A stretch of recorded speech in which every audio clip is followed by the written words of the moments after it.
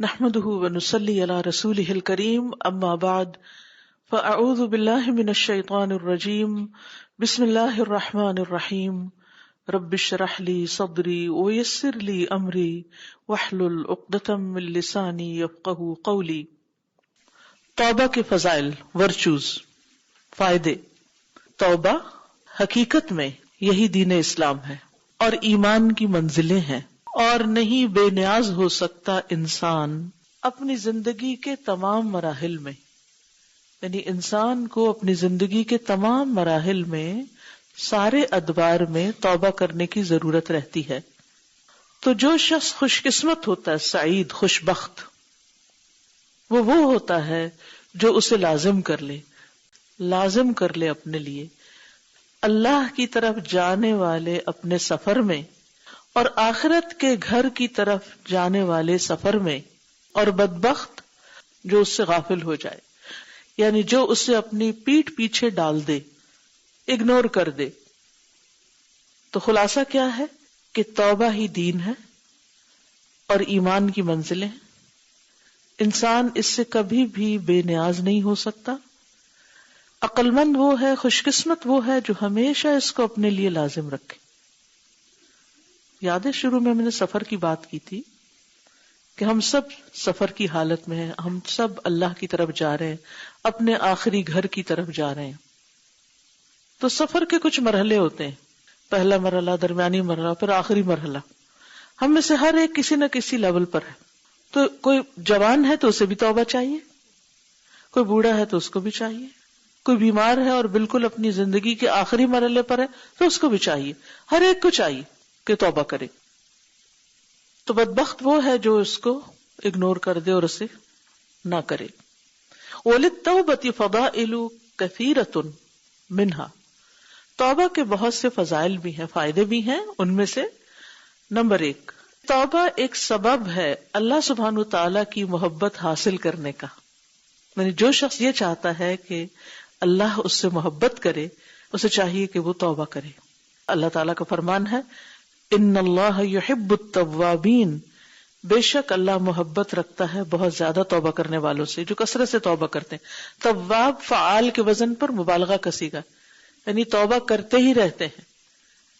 وَيُحِبُّ الْمُتَطَهِّرِينَ، اور محبت رکھتا ہے خوب پاک صاف ہونے والوں سے، یعنی خوب پاکیزگی اور صفائی کا بھی اہتمام کرتے ہیں. تطہر سے مراد اپنی ظاہری نجاستوں کو دور کرنا، وضو کے ذریعے، نہانے کے ذریعے اپنے لباس کو صاف رکھنا، اپنے ماحول کو پاک صاف رکھنا، اپنی جگہ کو پاک صاف رکھنا. اور توبہ جو ہے وہ ہمارے دل کو اور ہمارے باطن کو اور ہمارے ان گناہوں کے بوجھ کو ہم سے ہٹاتی جو ہمیں نظر نہیں آتا فزیکلی. تو ایسے لوگوں سے اللہ تعالیٰ محبت کرتا ہے جو ظاہر اور باطن دونوں میں صاف رہتے ہیں، پاک رہتے ہیں اور اس کا اہتمام کرتے رہتے ہیں. کیونکہ عموماً یہ ہوتا ہے کہ جب عبادت میں کچھ بریک آ جائے تو پھر انسان غافل ہونے لگتا ہے. آپ نے دیکھا ہوگا جب نمازیں ایک دفعہ چھٹتی ہیں تو دوبارہ نماز کی پابندی، اور خصوصاً اگر تہجد وغیرہ پڑھ رہے ہیں یا اور کچھ ایسا کام کر رہے ہیں تو اس کی پابندی بڑی مشکل ہوتی. لیکن جب یہ آیت سامنے رہے کہ واپس اپنی روٹین پہ آ جاؤ، واپس اپنے ان کاموں کو کرنا شروع کر دو، اور جو رک گئے تھے ان پر اللہ سے دعا کرو تاکہ وہ کمی پوری ہو جائے، تو ایسے لوگ اللہ کے محبوب ہوتے ہیں. نمبر 2، انہا سبب للفلاح، توبہ سبب ہے، ذریعہ ہے، وسیلہ ہے. کس کا؟ فلاح، کامیابی کا، نجات کا. اللہ تعالیٰ کا فرمان ہے، وَتُوبُوا إِلَى اللَّهِ جَمِيعًا أَيُّهَا الْمُؤْمِنُونَ لَعَلَّكُمْ تُفْلِحُونَ، اور سب توبہ کرو اللہ کی طرف اے مومنو تاکہ تم فلاح پاؤ، کامیاب ہو جاؤ. نمبر 3، توبہ سبب ہے بندے کے اعمال کے قبول ہونے کا، یعنی اس سے اعمال قبول ہو جاتے ہیں. ہمارے گناہ جو وہ اعمال ضائع کرنے والے نا. وَالْعَفْوِ عَنْ سَيِّئَاتِهِ، اور اس کی برائیوں سے درگزر کرنے کا سبب ہے. اللہ تعالیٰ فرماتے ہیں، اور وہی ہے جو توبہ قبول کرتا ہے اپنے بندوں سے اور برائیوں کو معاف کر دیتا ہے، ان سے درگزر کر جاتا ہے. جو توبہ کر لے اور نیک عمل کرے تو وہ دراصل اللہ کی طرف رجوع کرتا ہے، سچا رجوع. کیسے پتا چلتا ہے کہ ہم نے توبہ کر لی؟ جب ہم اس گناہ کو چھوڑ دیں اور نیکیاں کرنا شروع کر دیں، اس کے اپوزٹ کرنا شروع کر دیں. مثلا نماز نہیں پڑھتے تھے، توبہ کی، اب نمازیں پڑھنی شروع کر دیں. اسی طرح کوئی بھی غلط کام جو ہم نے شروع کیا اس کو انڈو کیسے کریں؟ نمبر 1 توبہ، اور نمبر 2 عمل صالح سے. کچھ لوگ اپنی ابتدائی زندگی میں نمازوں سے غافل رہتے ہیں، قضا کر بیٹھتے ہیں، پھر انہیں احساس ہوتا ہے، دین پڑھتے ہیں، قرآن پڑھتے ہیں، پھر کہتے ہیں کہ اب ان نمازوں کا کیا کریں، کچھ گنتی بھی نہیں، کچھ حساب بھی نہیں، اب کیا کریں؟ اب 2-3 چیزیں ہوتی ہیں. کچھ لوگ تو یہ کرتے ہیں، ان کا حساب کرنے بیٹھتے تھے، پھر ہر نماز کے ساتھ پرانی نمازیں ملاتے، اس سے نہ وقتی نماز ڈھنگ سے پڑھی جاتی نہ پچھلی، اور ایک عجیب پریشانی میں رہتے ہیں. نبی صلی اللہ علیہ وسلم نے ایسا کوئی طریقہ ہمیں نہیں بتایا. اس کا طریقہ کیا ہے کہ ہم جتنے مزید نوافل پڑھ سکیں پڑھیں، صدقہ خیرات کریں، ذکر کریں، توبہ کریں، جو ہم سے ہوتا ہے، اور آئندہ نماز نہیں چھوڑیں. اگر آپ واقعی چاہتے ہیں نا پچھلی نمازیں معاف ہو جائیں تو آئندہ اپنی نمازوں کی پابندی کریں. ای تقبل توبتہ، یعنی ایسے شخص کی توبہ قبول کی جاتی. کس کی؟ من تاب وعمل صالحا، جس نے توبہ کی اور نیک عمل کیے. فإنہ یتوب الی اللہ متابا، یہ ہے اصل میں سچی توبہ کرنے والا، جو توبہ کرے اور پھر صبح توبہ کرے اور شام کو دوبارہ وہی کام شروع کر دے اور ڈٹائی سے کرے اور پھر اس پہ اصرار کرے اور پھر اپنے نفس کو تعویلیں دے اور پھر کہے اچھا میں توبہ کر لوں گا جب حج پہ جاؤں گا. تو یہ زندگی بڑی خطرناک ہے اس طرح. نمبر 4 جنت میں داخل ہونے کا سبب ہے اور آگ سے بچنے کا. اللہ تعالیٰ کا فرمان ہے فخلف من بعدهم خلف اضاعوا الصلاة واتبعوا الشهوات فسوف يلقون غيا الا من تاب وآمن وعمل صالحا فاولئك يدخلون الجنة ولا يظلمون شيئا. تو پیچھے آئے ان کے بعد خلف، ایسے ناخلف، اضاعوا الصلاة، جنہوں نے نمازیں ضائع کر دی. یعنی ماں باپ تو نیک لوگ تھے، یا پہلی جنریشن تو اچھی تھی، لیکن بچے کیسے نکلے کہ انہوں نے نمازیں چھوڑ دی.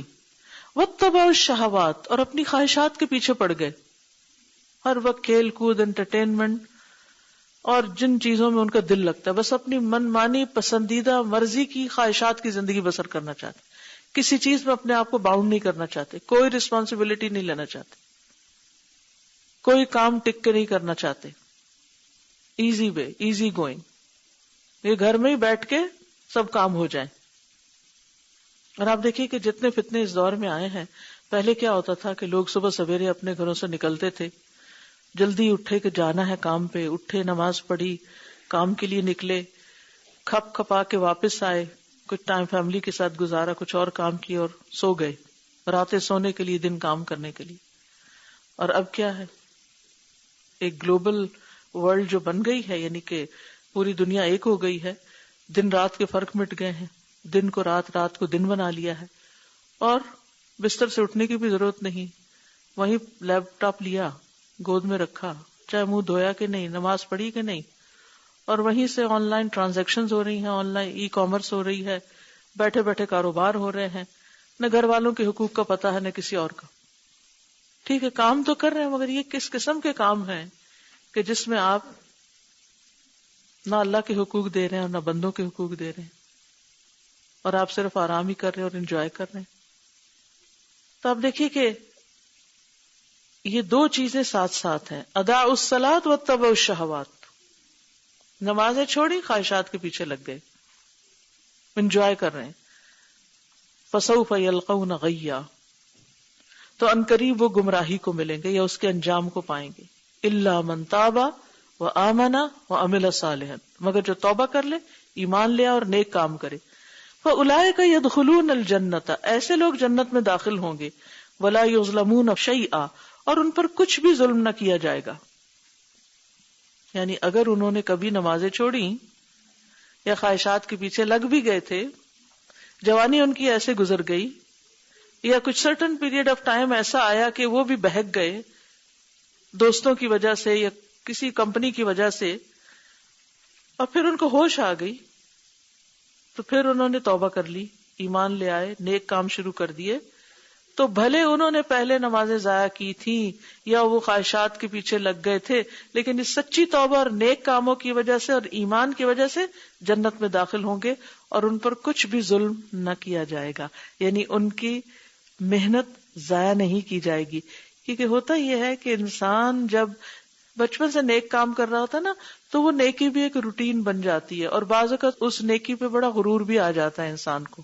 لیکن ایک شخص جو ماحول کی وجہ سے، کسی بھی وجہ سے کسی برائی میں پڑ گیا، پھر اس نے توبہ کی، اب وہ ساری زندگی ایک شرمندگی کے ساتھ گزارتا کہ یا اللہ میں نے تو بہت کچھ ضائع کر دیا، میں نے اپنا بڑا وقت برباد کر دیا، میں نے تو تیری نافرمانی کا ہر کام کر لیا، میں نے یہ بھی غلط کیا، میں نے وہ بھی غلط کیا، میرا کیا ہوگا. یہ ندامت اللہ کو اس سے زیادہ پسند ہے جو ان لوگوں کو لاحق ہو جاتی ہے خوش فہمی یا غرور یا دھوکہ یا تکبر یا ایروگنس، جو سمجھتے ہیں کہ ہم تو نیک ہی نیک ہیں، ہم نے تو آج تک نماز چھوڑی نہیں. یہ کیسے لوگ ہیں جو نماز نہیں پڑھتے؟ پھر وہ دوسروں کو لک ڈاؤن کرنا شروع کر دیتے ہیں. تو یہ نیکی کر کے اپنے آپ کو ضائع کر رہے ہیں، اور وہ غلطی کرنے کے بعد لوٹ کر اللہ کو راضی کر کے اچھے کام کر کے آگے نکل رہے ہیں.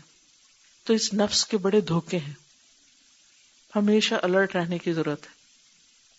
نیکیاں کتنی بھی ہوں، ہم ساری زندگی کی نیکیاں اللہ سبحانہ وتعالیٰ کی ایک نعمت کا حساب بھی نہیں چکا سکتے. اس سے ایک نعمت جو ہمیں اللہ نے دی، ہم کہیں کہ اللہ تعالیٰ یہ جو نعمت ہے نا، اس کا بدلہ ہم یہ ساری نیکیاں کر کے دے رہے ہیں آپ کو. نہیں، قیامت کے دن ساری نیکیاں کیا ہوں گی؟ ان کو ایک نعمت کھا جائے گی. اب بتاؤ باقیوں کا حساب کہاں ہے؟ تو کبھی نہ سوچے کہ ہم بہت نیک ہو گئے، اور کبھی یہ نہ سوچے ہاں وہ فلاں میں جانتا ہوں وہ کیسا تھا، دیکھا ہوا میں نے اس کو، وہ فلاں، اور پھر اس کو تانے دیتے ہیں اس کے ماضی کے، وہ جو ایسا اور ایسا تھا، وہ جو یہ اور یہ کرتا تھا. کبھی نہ دیں کسی کو کسی کی غلطی اور کوتاہی کا تانا، کیونکہ ہو سکتا ہے کہ اس نے تو توبہ کر لی اور آپ اسی پکڑ میں آ جائیں، یا آپ نہیں تو آپ کے بچے آ جائیں. آپ نے دیکھو کہ بعض اوقات ہم دوسروں کے بچوں پہ باتیں بنانے لگتے ہیں، ان کو تو کوئی عقل نہیں، یہ دوسروں کو بچوں کو کرٹیسائز کرنا شروع کر دیتے. پھر اللہ اپنے گھر میں دکھاتا ہے، یہ دیکھو. کوئی بھی شخص آزمایا جا سکتا ہے اولاد کے ساتھ، کہ ماں باپ نیک ہو اور اولاد ستانے والی ہو، گمراہ ہو. آپ دیکھیے کہ جیسے سورۃ کہف میں آتا ہے کہ وہ جس بچے کو مار دیا تھا خضر علیہ السلام نے، کیوں مارا تھا؟ ان کے ماں باپ نیک ہیں، یا اللہ تعالیٰ کو پتا ہے کہ یہ بڑا ہو کے اپنے ماں باپ کو ستائے گا، اللہ اس کو بچپن میں لے گیا. اور دوسری طرف کان ابوہما صالحا، دو بچے یتیم تھے، ان کا باپ نیک تھا، ان کی دیوار بنا دی. تو کبھی ایسا بھی ہوتا ہے کہ ماں باپ دعائیں مانگتے ہیں کہ اللہ ان کو ہدایت دے، اور بچے نہیں سنتے. کئی مثالیں آپ نے دیکھی ہوں گی. کسی کے اوپر بات نہ کریں، کسی پہ انگلی نہ اٹھائیں. ایک کسی کی طرف اٹھائی نا، تین اپنی طرف آ رہی ہیں. کہیں بھی کوئی بچہ بگڑا ہوا نظر آ جائے کہ اللہ اس کو ہدایت دے دے، اللہ اس کو بھی دے دے، ہمیں بھی دے دے، ان کو بھی معاف کر دے، ہمیں بھی معاف کر دے. کیونکہ یہ آیت کتنی ہوپ دلانے والی ہے. ماں باپ نیک تھے، پھر بیچ میں ایسا ٹائم آیا، بچے جو آئے وہ بہک گئے، پھر وہ بچے ذرا بڑے ہوئے، اللہ نے ان کو توفیق دے دی، انہوں نے توبہ کر لی، ایمان لے آئے، نیک کام کرنے لگے. تو ان برائیوں کے ساتھ بھی اللہ ان پہ مہربان ہو جاتا ہے اور ان کو نکال دیتا ہے ان کے نامہ اعمال سے، دھو دیتا ہے، معاف کر دیتا ہے. تو اللہ کی رحمت بہت وسیع ہے. سبحانک اللہم و بحمدک، اشہد ان لا الہ الا انت، استغفرک و اتوب الیک. السلام علیکم و رحمۃ اللہ وبرکاتہ.